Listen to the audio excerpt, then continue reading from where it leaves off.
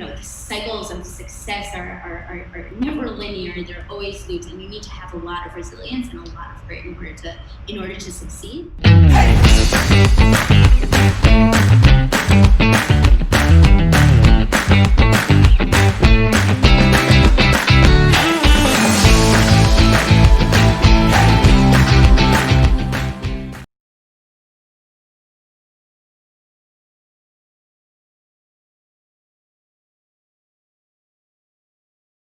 Tal Tochner, thank you for joining me on 20 Minute Leaders. How are you? I'm great. I'm really excited to be here. Thank you so much for having me. Well, I'm really excited that you are here. So where are you calling from right now? I'm calling from our office in Tel Aviv. Okay, the PICO offices. The PICO offices, that's right. Wonderful, wonderful. Okay, well, I'm glad to see that things are still happening there, even though the situation is so dire. But hopefully, by the time this airs, it'll die down a bit and things will get a little bit better. First, I want to talk about morning dance parties. What is that all about? Oh my goodness! So I have an incredible morning routine that includes writing and gratitude and meditations and a bit of yoga. But my favorite part is blasting the music that wakes up all my neighbors super early and just dancing that off the wall. I love it. Okay, I've been trying to get into a morning routine myself, and everybody's been telling me about the meditation and gratitude part. I think that I'm going to start by adopting this morning dance party and then move on to those because that seems like a really nice part of it. Tal, I'm going to let you talk a little bit about your journey because I'm not going to be able to do justice. But just as a small recap, currently an investor within PICO. You are also a Forbes Under30, founded several organizations, WMN a part of them. But you also did a lot of other work in terms of female empowerment and leadership globally, not just in tech. And I'd love to actually get started with that in just a second, and then weave the conversation into sort of how you invest within PICO and what are what do you bring to the table for the both portfolio companies, but also in part of your investment thesis. So Tal, take us away. Talk to me a little bit about your journey, where you're from, and how you got to where you are. Amazing. So I was born and raised in the U.S. in New York, New Jersey. I moved to Israel when I was about 16, and I've been here ever since. Did spent some time in the army. Went to Hebrew University, and to be honest, my dream was always to be a diplomat. And from kind of that dream, somehow I became a venture capitalist. But a little bit different. A little different, but much of the same. What is the same between being a diplomat and being a venture capitalist? So I'm really passionate about Israel and telling Israel's phenomenal story. So as a venture capitalist, I get the opportunity to tell the economic phenomenal story, right, and not necessarily the political one. And I feel like that brings a lot of great things together. Okay, and so growing up to become a diplomat, what does that entail? Is that like Model United Nations and that sort of stuff? Or how do you set yourself up to become a diplomat and then make that rapid transition into venture capital? So I took part in a lot of international and global learning experiences and conferences, whether it was the Model UN, whether it was international diplomacy, peace building, humanitarian aid. I was traveling around the world and taking part in unique learning experiences in order to acquire the soft skills that'll help me succeed and the learning experiences that'll help me become better professionally. And when I started university, I set out to study Chinese and international relations because I thought that would position me in a very unique way. Of course. To go into foreign service, because not many people speak Chinese, definitely not about. And it's more relevant than ever. More relevant than ever, and that actually took me to the business side and not the diplomatic side, which was surprising, and I'm extremely grateful and happy about that. So, what was your first dip into the business side of things, out of the diplomacy side? So during towards the end of my first year of university, I decided to intern for an incredible CEO, Rebecca Zeffert, at the Israel Asia Center, which is an incredible organization that basically fosters collaborations between Israel and all countries around Asia, specifically around economic ties. Okay. And that basically was my entry point to kind of the entire startup ecosystem here in Israel. I was hosting high-level senior delegations of investors and entrepreneurs and government officials and connecting them to the local ecosystems here. Were you able to use any of the Chinese you learned in university, or was that not even a part of it? My Chinese is not as good as I hoped it would be. Very, very nice. Okay, now talk to me a little bit about this thing that you founded, which you're empowering female leaders, not necessarily in tech, but in all sectors, and you're doing it in a pretty cool way. So tell me a little bit about what that program was about, and then we'll transition to some of the investments. About 5 years ago, I co-founded an organization called the Women's Parliament that really fosters female leadership across the board all over Israel. And for me personally, it was extremely important to invest in mid to senior leadership, but also showcase the various, Israel is extremely unique, right? We have a lot of different sectors and societies, and I wanted to make sure that we have everyone there as a group. So we have women that, from the public sector, from the private sector, from nonprofits, from all across Israel, from south to north. We have Haredi women, we have Arab women, we have Olim, new immigrants, and this program really sets out to help them acquire skill sets that they're going to need in order to become the future leaders of Israel. Now, what does that actually mean tangibly? So they join this program, you identify these women. What do you actually do with them to get to make that leap? So we have meetings every so often with either thought leaders or entrepreneurs or government leaders that tell their personal stories, but also give them also provide a practical skill that these females can use within their own organizations. And through that, we also foster relationships and mentorship and friendships amongst the women that to really help them increase their network in order to succeed. So when I looked at my own network, I said, okay, I'm very much in high tech, in the startup ecosystem. I don't know anything else around me, definitely not at the time, right? I wanted, and if I want to succeed in a really meaningful way, I need to establish a much broader network. And that's how this kind of came to be. And that's what was so important for us to bring in women that really depict all of Israel's society from all different sectors. And there have been a lot of really great outcomes and friendships and collaborations that have come out of this incredible forum. And so are there any common threads that you've noticed among the members in this program where there are specific things that collectively they need or collectively are looking for as they join this program and are making the leap? Yes, I think women as a whole have a lot of challenges as they step up from mid-level to senior level to executives. And there's a lot that always happens around negotiation skills, a lot about internal politics, a lot about management, right? Mm-hmm. When you move from mid-level to senior level, and how do you manage a team and how do you manage your time effectively? A lot about productivity, a lot about facilitation of relationships and strategic partnerships. Those are things that are common threads that across industries we deal with on a day-to-day level. And was it helpful that this is a community that is strictly for women in terms of their empowerment? Because all of these skills are hugely relevant to both genders, right? But I'm trying to assess whether the fact that it's a community that it's by women for women gives them a little bit more flexibility and more confidence to go and utilize them.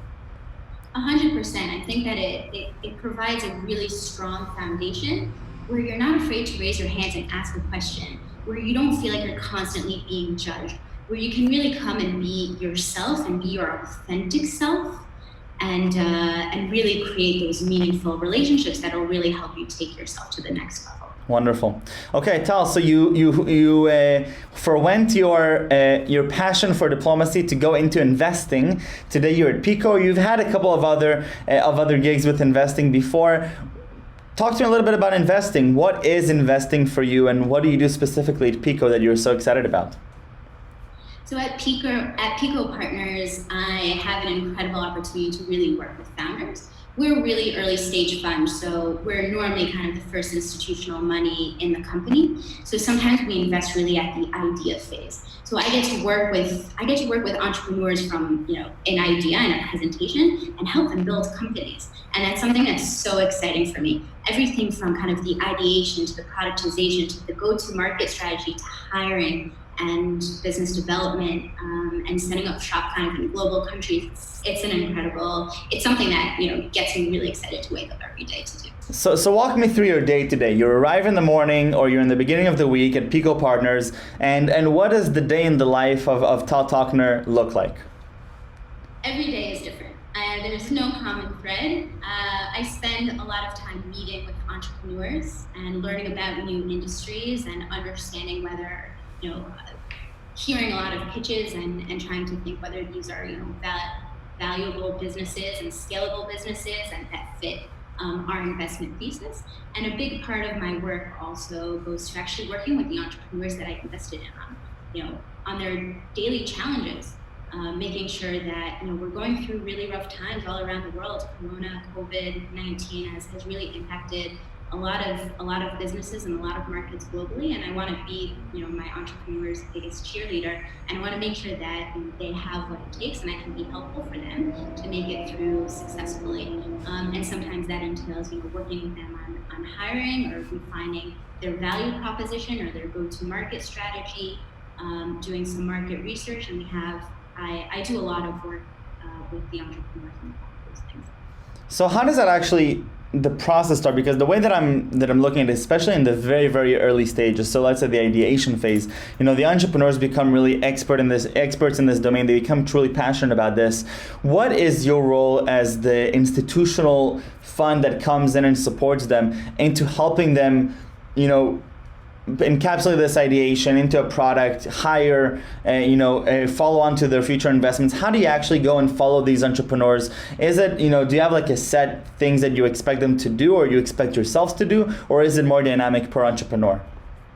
It's very dynamic per entrepreneur. I think different entrepreneurs, value and need different things. But ultimately, I will never know about a sector or a specific technology better than the entrepreneur that's there and working day to day. But I do have an incredible benchmark, having seen a lot of different companies, a lot of different scenarios, researching a lot of different markets, that I can come from with an outside view and be, hey, did you think about that? Hey, this worked well with this company. Why don't you think of utilizing this for your use case as well? And that's kind of, I think, where venture capitalists can be real value add and helpful to their entrepreneurs. Okay, and is there a specific market that you're particularly excited about, or is it very agnostic? Oh, wow. So I'm very generalist and I'm very agnostic, but I'm extremely passionate about the future of work. Digital health space is something I'm looking a lot into right now. Food tech I'm really excited about. Those are things that I'm really deep diving on, but I look at a lot of stuff. So give me a couple of insights into this idea of digital health, the future of the workplace, because obviously that's something that's hugely relevant to myself, to anybody that's listening on the show, to any entrepreneur that is starting out their journey. What are some of the trends that you've been seeing over the past few months? And if I ask you, Tal, what do you think are the key cornerstones or key milestones as we move along in this new reality? When I look at the future of work, the way we're working is going to fundamentally change. We're now getting used to working remotely. What does that mean? How do you manage teams effectively? How do you secure the network? Think about all these, heavy enterprises that, are on-prem. How do employees effectively work from home? Connectivity. We spoke about communication between teams, building culture, all of that. There's so much opportunity and things that are going to have to change in our day-to-day. Right. No, go ahead. When I think about digital health, this global pandemic really posed a lot of opportunities for companies to really disrupt remote care. We see telemedicine right now booming. How do you, and I think right now, consumers are used to getting a lot of their services remotely. And I think that's something that's going to be very hard to go back to the old days. So I think right now when I look at hospitals and I look at clinics and I look at private practices and I look at the payers, and they're going to have to do a lot of work to transition, and in order to stay relevant and keep up with the trend and what consumers are expecting to have. Right. So what's important for you when you meet an entrepreneur and you're considering joining them on the journey? What sort of like your thesis into these are things that I'm excited about and that I trust, these are things that I'm a little bit more worried about, and obviously this is something that would go a long way for any young entrepreneur watching this. So as an early stage investor, the thing I look at and spend the most time on is the team. Why did they choose to go after this specific industry or problem? Why are they best positioned to solve it? What are they most passionate about? What's the purpose behind what they're doing? And I think, you would know, right? Founding a startup and being an entrepreneur is something that's extremely difficult. The cycles of success are never linear. They're always loops, and you need to have a lot of resilience and a lot of grit in order to succeed. And you need to be very mission driven. And so that's something that I spend a lot of time on. And again, I personally am excited about things that are going to change the way we live, the way we consume things, the way we operate, that will impact our lives. And also, on the other hand, kind of operational efficiency, innovative business models, fixing broken business processes in old industries, which is what's exciting for me in digital health, for instance. I look on the team and the market opportunity primarily. So one of the things that I'm always very excited about or very interested in is how different institutions come into a startup and now have to sort of play a similar role, different role, depending on the round that they join. How do you, as an investor, come in and see this relationship also with other investors who come into the startup, whether at your stage or at a different round, and all of a sudden now you have sometimes conflicting ideas, conflicting strategies. Obviously, at the end, the entrepreneur directs the path, but how do you then sort of create this harmony between the different institutional investors within a startup? It's something that sometimes is hard to do and is sometimes challenging and often great. We all have a shared interest, which is the success of the company. And we're all there to be the company's greatest cheerleader. And ultimately, we might have different ideas, but I think our job as investors is to ask the right questions and the challenging questions, and to get the entrepreneur to think a bit outside the box, or even take the opportunity to reflect. Like in board meetings, we take an opportunity to reflect 3 months back and look 3 months, 6 months, 2 years forward, and really plan and strategize. And that's where I think we can be most helpful, and I think where we all have a common thread. And when you say we are, you're meaning yourselves and the other institutional investors, right? Yes, us and the other investors around the table. Very, very, very cool. Tal, right before we get to my favorite question, I want to know what is the one thing that's most exciting for you in this whole journey, whether it's meeting the entrepreneurs or watching different industries and different markets boom. What is really the most exciting for you about about being an investor? Because you did have ambitions to go into other sectors, but obviously you're having so much fun. What are you doing now? I feel so grateful to be the enabler and to help entrepreneurs, fulfill their dreams. I think it's an incredible opportunity, and it's what wakes me up and keeps me excited every day. I love it. Okay, and 3 words that you would use to describe yourself? Execution driven, authentic, and resilient. Okay, explain a little bit more about these. Why these 3 words? So I'm extremely execution driven. I know how to take a lot of ideas and put them into processes and execute on them, and I help build those frameworks with my entrepreneurs as well. I think it's part of the great value that I bring as an investor. Authentic, it's who I am, it's my core, it's part of me. And resilient. Resilience is an important part of my job as I feel as a young woman in tech and in the investment world. It takes a lot of resilience and a lot of grit, which I share with the entrepreneurs I invest in as well. And it's a big part of how I see my core values and moving forward. I love it. And one thing you would say to a young entrepreneur just starting their journey, now during the pandemic, they decide to go and start a startup, what would you tell them? Keep at it and, keep working really hard. Listen to your customers, gain market feedback, and you know better than all the investors. So don't take no as a reason not to go and fulfill your dream. I love it. Tal, thank you very much. Toda rabba. Best of luck with PICO Partners. This was fantastic. Thank you. Appreciate it. Thank you. Take care.